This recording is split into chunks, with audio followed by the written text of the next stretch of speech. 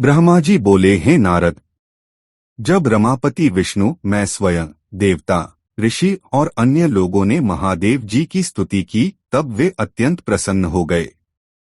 उस समय कृपादृष्टि से महादेव जी ने सभी ऋषियों और देवताओं को देखा और मुझ ब्रह्मा तथा श्री विष्णु का समाधान कर दक्ष से इस प्रकार कहने लगे।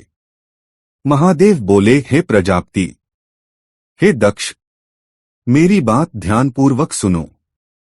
मैं तुम पर प्रसन्न हूँ। यद्यपि मैं सनातन और स्वतंत्र ईश्वर हूँ, फिर भी अपने भक्तों के प्रति सदैव समर्पित रहता हूँ। 4 प्रकार के पुण्यात्मा मेरा भजन करते हैं। हे प्रजापति दक्ष, उनमें क्रमशः एक के बाद एक उत्तम माने गए हैं। इनमें आर्त, दुखी, जिज्ञासु, ज्ञान की खोज करने वाले, अर्थार्थी, धन या सुख की कामना करने वाले और चौथा ज्ञानी होता है। इनमें पहले 3 सामान्य भक्त हैं, जबकि चौथा विशेष महत्व रखता है। उनमें ज्ञानी ही मुझे सबसे प्रिय है और वह मेरा स्वरूप माना गया है। उसके समान प्रिय मेरे लिए दूसरा कोई नहीं है। मैं यह सत्य कहता हूँ, सत्य ही कहता हूँ। जो वेदों और वेदांत का गहन अध्ययन कर चुके हैं, वही ज्ञानी मुझे ज्ञान द्वारा समझ सकते हैं। अल्प बुद्धि वाले लोग बिना ज्ञान के मुझे पाने का प्रयास करते हैं। कर्मबंधन में जकड़े हुए मूर्ख मनुष्य न वेदों से, न यज्ञों से, न दान से और न तपस्या से ही मुझे प्राप्त कर सकते हैं। हे दक्ष, तुम केवल कर्म के सहारे ही संसार से पार होना चाहते थे, इसीलिए मैंने क्रोधित होकर इस यज्ञ का विनाश किया। इसलिए अब से तुम बुद्धि द्वारा मुझे परमेश्वर मानते हुए ज्ञान का आश्रय लेकर सावधानी पूर्वक कर्म करो। महादेव बोले, हे प्रजापति, अब आप उत्तम बुद्धि से मेरी दूसरी महत्वपूर्ण बात भी सुने। मैं धर्म की दृष्टि से अपने सगुण स्वरूप से जुड़ा एक गूढ़ रहस्य आपको बताने जा रहा हूँ। संपूर्ण जगत का परम कारण मैं ही हूँ। मैं ब्रह्मा और विष्णु के रूप में प्रकट होता हूँ। मैं ही सबका आत्मा, साक्षी, स्वयं प्रकाश और निर्विशेष ईश्वर हूँ। हे मुनि, त्रिगुणात्मिका माया में प्रवेश करके मैं ही सृष्टि की रचना, पालन और संहार करता हूँ तथा इन क्रियाओं के अनुसार ब्रह्मा, विष्णु और रुद्र नाम धारण करता हूँ। वह परब्रह्म स्वरूप मैं अद्वितीय और भेदरहित हूँ। अज्ञानी मनुष्य ही मुझ ब्रह्मा, विष्णु, शिव तथा अन्य जीवों को एक दूसरे से भिन्न मानता है।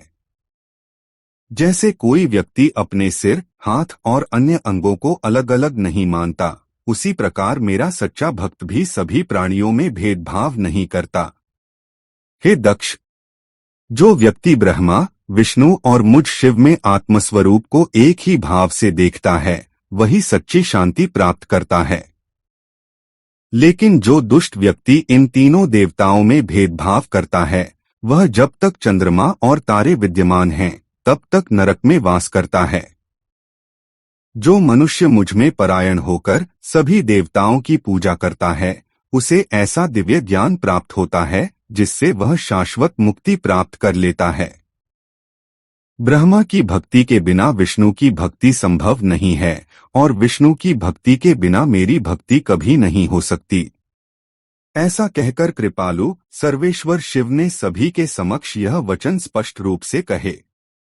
महादेव बोले, यदि कोई विष्णु भक्त मेरी निंदा करेगा या मेरा भक्त विष्णु की निंदा करेगा, तो उन दोनों को आपके दिए हुए समस्त शाप प्राप्त होंगे। निश्चय ही ऐसे लोगों को तत्वज्ञान की प्राप्ति कभी नहीं हो सकती। ब्रह्मा जी बोले, हे मुने, भगवान महेश्वर के इन सुखद वचनों को सुनकर वहां उपस्थित सभी देवता, मुनि आदि अत्यंत प्रसन्न हो गए। दक्ष ने शिव को अखिलेश्वर मानकर अपने पूरे परिवार सहित प्रसन्नतापूर्वक शिव भक्ति में मन लगाया। वहां उपस्थित अन्य देवता और ऋषिगण भी शिव भक्ति प्रायण हो गए। भगवान शंभु ने जिस प्रकार उनकी स्तुति की थी, उन्हें उसी प्रकार प्रसन्न होकर वरदान प्रदान किया। हे मुने, इसके बाद भगवान शिव की आज्ञा पाकर प्रसन्नचित्त हुए दक्ष ने शिवजी की कृपा से यज्ञ पूरा किया। उन्होंने देवताओं को यज्ञ का भाग अर्पित किया और शिवजी को पूर्ण भाग समर्पित किया। साथ ही ब्राह्मणों को दान भी दिया। इस प्रकार उन्हें भगवान शंभु की कृपा प्राप्त हुई। इस प्रकार महादेव के इस महान कर्म का विस्तार से वर्णन किया गया। प्रजापति दक्ष ने ऋत्विजों के सहयोग से उस यज्ञ को विधिपूर्वक संपन्न किया। हे मुनीश्वर, इस प्रकार परब्रह्म स्वरूप शंकर की कृपा से दक्ष का यज्ञ सफलतापूर्वक पूरा हुआ। इसके बाद सभी देवता और ऋषि प्रसन्न होकर भगवान शिव के यश का गुणगान करते हुए अपने अपने स्थान को चले गए। अन्य लोग भी वहां से सुखपूर्वक विदा हो गए। मैं और भगवान विष्णु भी अत्यंत प्रसन्न होकर भगवान शिव के सर्वमंगलदायक सुयश का निरंतर गान करते हुए आनंदपूर्वक अपने स्थानों को चले गए। सत्पुरुषों को आश्रय देने वाले महादेव जी भी दक्ष से प्रेमपूर्वक सम्मानित होकर प्रसन्नतापूर्वक अपने गणों सहित कैलाश पर्वत पर अपने निवास स्थान को चले गए। अपने निवास पर्वत कैलाश पर आकर भगवान शंभु ने अपनी प्रिया सती का स्मरण किया और प्रमुख गणों के सामने उस कथा का वर्णन किया। विज्ञानमय भगवान शंकर ने लौकिक घटनाओं का आधार लेकर सकाम भाव को प्रकट करते हुए सती के चरित्र का वर्णन किया और इस प्रकार उन्होंने बहुत समय व्यतीत किया। हे मुने, वे सज्जनों के शरणदाता, समस्त लोकों के स्वामी, अनीति से रहित तथा परब्रह्म स्वरूप हैं। ऐसे महादेव को मोह, शोक या अन्य किसी विकार का स्पर्श कैसे हो सकता है? जब मैं स्वयं और भगवान विष्णु भी उनके रहस्य को कभी नहीं जान सके, तो अन्य देवता, मुनि, मनुष्य और योगियों की बात ही क्या है। भगवान शंकर की महिमा अनंत है। बड़े बड़े विद्वान भी उसे जानने में असमर्थ हैं, किंतु उनके भक्त उनकी कृपा से बिना किसी कष्ट के श्रेष्ठ भक्ति के द्वारा उस महिमा को समझ लेते हैं।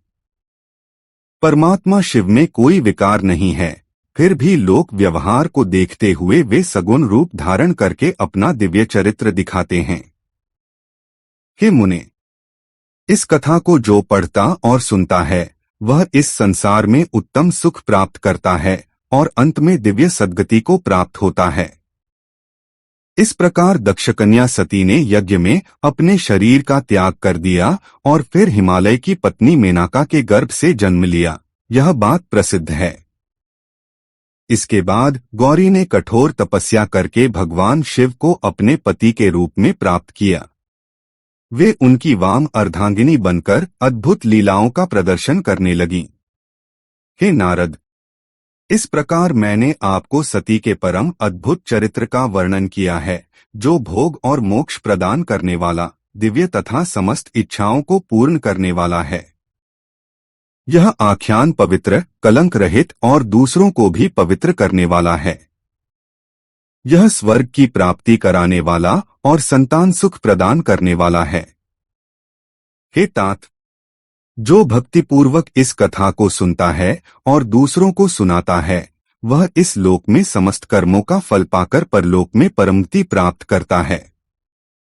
जो व्यक्ति इस मंगलमय कथा को पढ़ता है या दूसरों से पढ़वाता है, वह समस्त भौतिक सुखों का आनंद लेकर अंत में मोक्ष को प्राप्त करता है।